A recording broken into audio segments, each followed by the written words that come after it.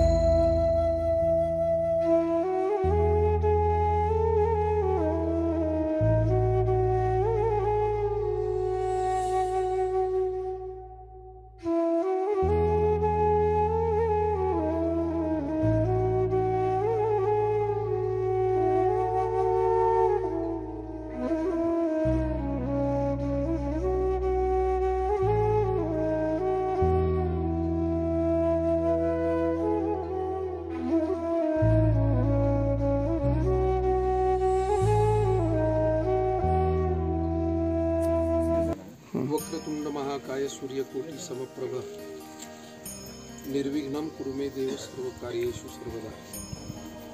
आपल्या भगवान श्रीरामाचं तांबेरे हे गाव, श्री क्षेत्र तांबेरे, तालुका राहुरी या ठिकाणी काल जो अत्यंत चांगला विवाह सोहळा संपन्न झाला, आपल्या तांबेरे गावातील जे काही आदर्श आणि धार्मिक परिवार आहेत त्यामध्ये मुसमाडे पाटील परिवार आणि गागरे पाटील परिवार हे सुद्धा अत्यंत दोन्ही परिवार धार्मिक सेवा या सगळ्या दृष्टीने चांगलं काम करतात।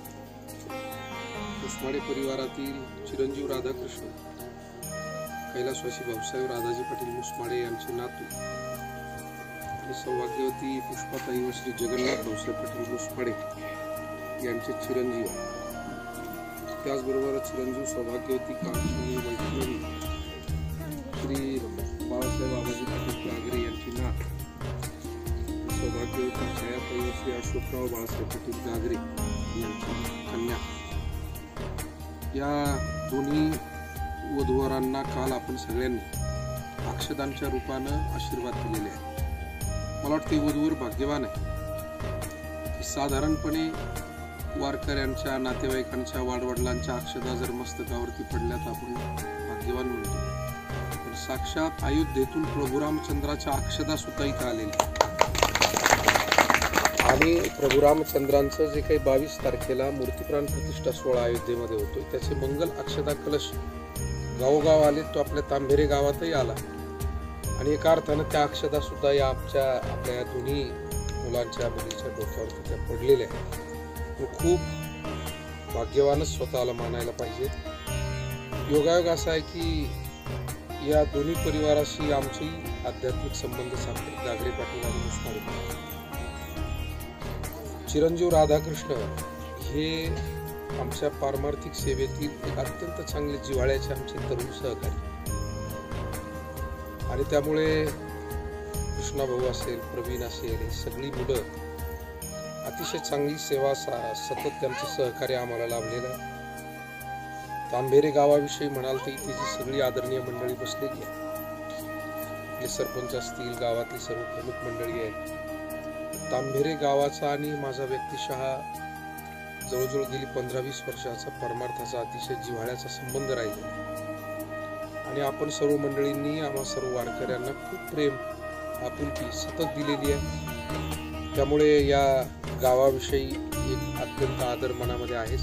हे दोन्ही परिवार जवळचेच स्नेही असल्यामुळे काल लग्न विधीसाठी उपस्थित राहता आलं नाही, परंतु आज आपल्या सर्वांच्या साक्षीनं चिरंजीव राधाकृष्ण आणि वैष्णवी या दोघांना सुद्धा मी मनपूर्वक आशीर्वाद शुभेच्छा देतो।